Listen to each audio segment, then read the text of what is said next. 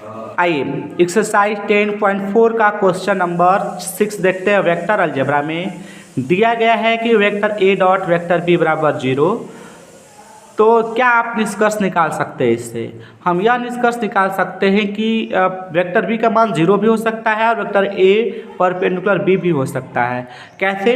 तो आप देखेंगे यहाँ पर कि vector A dot vector B बराबर 0, या इसको सूत्र के रूप में ढालते हैं। ये ऐसे भी लिखा होगा कि वेक्टर ए डॉट बी बराबर mod A mod B cos 90 degree, and theta बराबर 90 डिग्री लिया होगा तभी इसका वैल्यू 0 आया होगा, क्योंकि कॉस 90 का वैल्यू 0 होता है।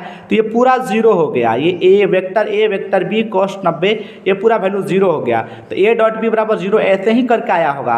इससे हम यह निष्कर्ष निकाल सकते हैं कि ए परपेंडिकुलर बी यानी 90 डिग्री है, तो वेक्टर ए और वेक्टर बी एक दूसरे पर 90 डिग्री पर ऐसे परपेंडिकुलर है।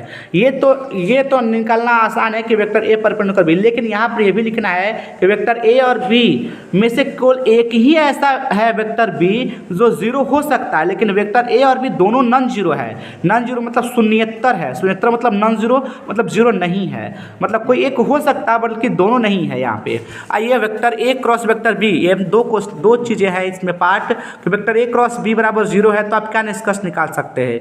इसमें ये निष्कर्ष निकाल सकते हैं कि इसको सूत्र पर ढालेंगे हम लोग mod A mod B sine theta, क्योंकि क्रॉस है तो साइन थीटा का सूत्र लगता है। थीटा बराबर 0 लिए होंगे cross B, vector A cross B बराबर 0 लिखा है, तो वेक्टर ए क्रॉस बी बराबर 0 कैसे आया होगा? Mod A mod B sine theta. यहाँ पे थीटा बराबर 0 लेने पर ही 0 आएगा, इसलिए यहाँ पे थीटा बराबर 0 लिए हैं हम लोग। तो सूत्र पर ढाले हैं तो 0 डिग्री से साइन 0 का वैल्यू 0, इसलिए पूरा ये मॉड ए मॉड बी और 0 पूरा मल्टीप्लाई करने पर 0 से 0 ही हो जाएगा। अतः ए क्रॉस बी बराबर 0 से हम निष्कर्ष निकाल सकते हैं कि वेक्टर बी जो है वो 0 है, तथा वेक्टर ए और बी एक दूसरे के समांतर है। मतलब एंगल ही नहीं बना इन दो वेक्टर ए और वेक्टर बी, यहाँ पे दो रेखा समांतर है।